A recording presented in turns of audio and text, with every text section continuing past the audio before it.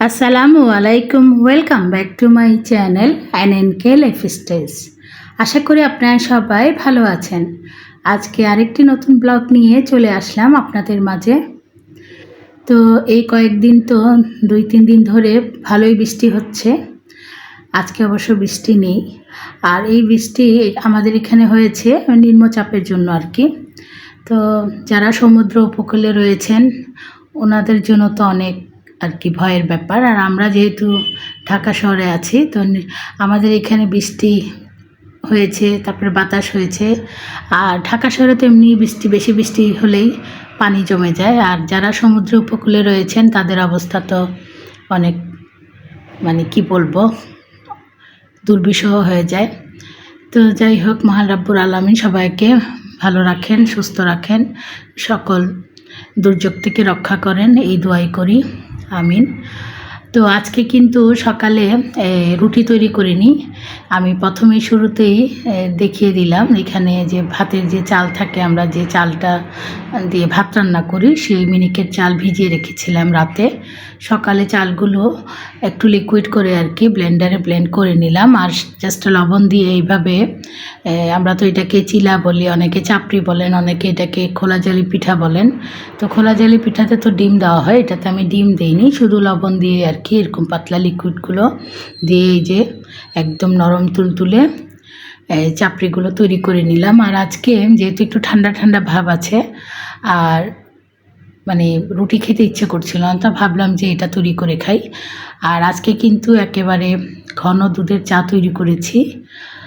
এটা দিয়েই আমি এই যে চিলা চাপড়ি যেটাই বলেন সেটা খাবো। খুবই মানে মজা লেগেছিল। আর এটা কিন্তু শীতকালে আমার খুবই পছন্দের একটা নাস্তা। আমি, মা, আমাদের বাসার সবাই খুব মজা করে খাই। তো আজকেও তৈরি করলাম। আর এটা তো একদম বানানো সহজ, রুটি বানানো অনেক কষ্ট, এটা বানানো খুবই সহজ। তো সবসময় প্রায় খেয়ে থাকি, আজকেও এটা তৈরি করলাম। আর মজা করে এই যে সকালে নাস্তা খেয়ে নিচ্ছি। তো বৃষ্টি বাদলের দিনে কিন্তু কাজকর্মের কোনো বিরতি নেই। কাপড় ধুয়ে যখন বারান্দায় দেওয়া হচ্ছে, আবার কিন্তু বৃষ্টির কারণে ভিজে যাচ্ছে। এদিকে আবার ঘর পরিষ্কার করার কয়েকটা রুম বাকি রয়েছে, রান্নাঘরটাও নিচে আর কি ডিপ ক্লিন করব। তো এই কাজগুলো এখনও রয়েছে, করিনি। আসলে প্রতিদিনই কাজ করছে, কিন্তু তারপরেও যে ঈদের জন্য যে পরিষ্কার পরিচ্ছন্নতা, এগুলো কিন্তু এখনও রয়েছে, ফুল কমপ্লিট হয়নি। তো এই যে চলে আসলাম রান্নাবান্নাতে। আর এটা কি রান্না করছি আপনাদের সাথে শেয়ার করছি। আজকে কিন্তু যে বড় যে খাসি মুরগি থাকে, যেটাকে হার্ড চিকেন বলে, ওই চিকেন বানিয়ে এসেছিলেন। আর এই চিকেনের যে চামড়াগুলো থাকে, এগুলো কিন্তু খুব মোটা তেলে থাকে। তো চামড়াগুলোর সাথে কিছু গোস্ত, কিছু হাড্ডি টাড্ডি মিক্স করে এখানে আমি মিষ্টি কুমড়া দিয়ে রান্না করব। আর এই তরকারিটা খেতে যে কি ভীষণ মজা লাগে।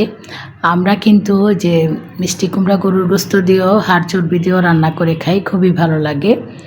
আর এইটা যেহেতু একটু হার্ড চিকেন, মানে এটা মানে রান্না করতে গরুর গোস্তের মতোই সময় লাগে সেদ্ধ হতে আর কি। তো ভালো মতো, আর প্রচুর পরিমাণে তেলও বের হয়েছে। তেল কিন্তু আমি তেমন দিইনি, যে গোস্ত থেকে আর কি তেলগুলো, মুরগির গোস্ত থেকে তেল বের হয়েছে। তো ভালো মতো কষানোর পরে পানি দিয়ে দিলাম সেদ্ধ হওয়ার জন্য। আর এখানে মিষ্টি কুমড়ার 4টা মা নিয়ে এসেছিলেন। মিষ্টি কুমড়াটাও বেশ ভালো ছিল, ফ্রেশ ছিল। আবার রান্না করার পরে দেখলাম ভালোই মিষ্টি ছিল, চিনি দেওয়ার প্রয়োজন পড়েনি। মিষ্টি কুমড়া রান্না করলে আমরা যখন মিষ্টি না হয় হালকা একটু চিনি দিয়ে থাকি, কারণ মিষ্টি কুমড়ার তরকারি একটু মিষ্টি মিষ্টি হলেই ভালো লাগে। আর এখন প্রতিদিনই তো লেবুর শরবত খাই। লেবুর আলহামদুলিল্লাহ দামও কম আছে। আর প্রতিদিনই দেখা যায় যে রান্নার ফাঁকে ফাঁকে লেবুর শরবত খাই। তো মা শশা নিয়ে এসেছিলেন, তো শশাও কেটে আমরা সবাই খেলাম, শশার মধ্যে একটু লবণ মাখিয়ে আর কি। তো শরবত খাচ্ছি, শশা খাচ্ছি, সেই সাথে এই যে মিষ্টি কুমড়া কাটাকুটিও করে নিলাম। তো আজকে অবশ্য রান্নার তেমন একটা ঝামেলা নেই। আজকে মিষ্টি কুমড়াটা রান্না করছিলাম আর ভাবছিলাম যে এটা দিয়ে তো খাওয়া হবে না, সাথে আরও কিছু লাগবে। আর এই যে অনেকে যারা আছেন আর কি আমাদের বাসায়, মুরগির চামড়া কিংবা হাড্ডি এগুলো খান না, শুধু গোস্তটাই খান। তো ওনারা তো মিষ্টি কুমড়া খাবেন। আর সেই সাথে একটা তরকারি হলে তো হবে না, আরও কিছু লাগবে। তো এটা যেহেতু সবজি রান্না করছি, তো ভাবলাম আর কি রান্না করি, তো এটাও আপনাদের সাথে শেয়ার করব। তো পানি দিয়ে দিয়েছিলাম, পানিগুলো প্রায় শুকিয়ে যাচ্ছে। তো দেখলাম একটু নেড়ে চেড়ে দিচ্ছি, দেখলাম যে মুরগির যে চামড়া, তারপরে গোস্ত, আরও যে অংশগুলো আছে ওগুলো সেদ্ধ হয়েছে কিনা। তো মোটামুটি সেদ্ধ হয়ে গিয়েছে। আরও কিছুক্ষণ পরে আমি মিষ্টি কুমড়াগুলো দিয়ে দিব। মিষ্টি কুমড়াগুলো দেওয়ার পরে মিষ্টি কুমড়াগুলো ভালো মতো কষিয়ে, মিষ্টি কুমড়া থেকে কিন্তু পানি বের হবে, তো ভালো মতো কষানোর পরে, তো এই মিষ্টি কুমড়া থেকে পানি তেমন একটা বের হয়নি। আর কষানোর পরে আমি কিন্তু হালকা একটু পানি দিয়েছিলাম, দিয়ে তারপরে ঢেকে রেখে দিয়েছিলাম কুমড়াটা সেদ্ধ হওয়ার জন্য। আর গোস্ত অবশ্য আগেই সেদ্ধ হয়ে গিয়েছে। তো খুব মজা করে আর কি মিষ্টি কুমড়া দিয়ে এই তরকারিটা রান্না করেছিলাম, বেশ মজাই লেগেছে। আর এই তরকারিটা কিন্তু রুটি দিয়েও খেতে বেশ ভালো লাগে আমার কাছে। তো রান্নাবান্না শেয়ার করছি, আর প্রতিদিন ভিডিও দিতে পারছি না ঘরের কাজের জন্য। ভিডিও করা, তারপরে ভিডিও এডিট করা, ভিডিওতে ভয়েস দেওয়া, এগুলো আসলে হয়ে ওঠে না। আসলে আমরা কিন্তু শুয়ে বসে দিন কাটাই না, আমাদের সংসারে কাজ রয়েছে, কাজ করতে হয়। তার ফাঁকে ফাঁকে আর কি ভিডিওগুলো করি, তারপরে ব্লগ তৈরি করে আপলোড দিই ইউটিউবে। আসলে এটা একটা আর কি শখই বলতে পারেন, ভালো লাগে কাজ করে। ফাইনালি আমার মিষ্টি কুমড়া তরকারিটা হয়ে গিয়েছে, আর এইভাবেই আর কি মাখো মাখো করে নামিয়ে ফেললাম। আর আলহামদুলিল্লাহ খেতে কিন্তু বেশ মজা হয়েছিল।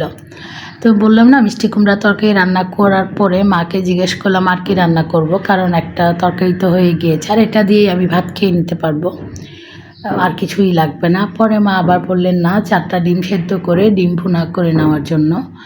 তো ভালোই হলো, ডিম ভুনা করতেও কিন্তু কোনো একটা কষ্ট নেই। 4টা ডিম সেদ্ধ বসিয়ে দিলাম, তারপরে এটা সুন্দর করে ভুনা করে নিব, সেই সাথে ভাতও রান্না করে নেব। তো আমার এই আজকের ভিডিওটি দেখে যদি আপনাদের ভালো লেগে থাকে তাহলে অবশ্যই লাইক দিবেন, কমেন্টস করবেন। যারা যারা আমার এই চ্যানেলে নতুন যুক্ত হয়েছেন, আমার চ্যানেলের ভিডিও দেখে যদি আপনাদের ভালো লেগে থাকে তাহলে অবশ্যই আমার চ্যানেলটি সাবস্ক্রাইব করে দেবেন এবং পাশে থাকা বেল আইকনটি অন করে রাখবেন, তাহলে নতুন কোনো ভিডিও ছাড়া মাত্রই চলে যাবে আপনাদের কাছে। দেশ এবং দেশের বাইরে যে যেখান থেকে আজকে আমার এই ভিডিওটি দেখছেন, আপনাদের সবাইকে জানাচ্ছি অসংখ্য ধন্যবাদ। তো অবশেষে আমার এই যে ডিম ভুনাও করে নিলাম। তো আজকে কিন্তু শুকনা টাইপের সব তরকারি, তবে টেনশনের কোনো কারণ নেই, কারণ ডাল রয়েছে ফ্রিজে। তো গতকাল তেমন কারো ভিডিও দেখতে পারিনি, ব্যস্ত ছিলাম। তো ইনশাল্লাহ সবার ভিডিও দেখব আস্তে আস্তে। তো আজ তাহলে এই পর্যন্তই, দেখা হবে ইনশাল্লাহ পরের কোনো ভিডিওতে। আপনারা সবাই ভালো থাকবেন, সুস্থ থাকবেন। আল্লাহ হাফেজ।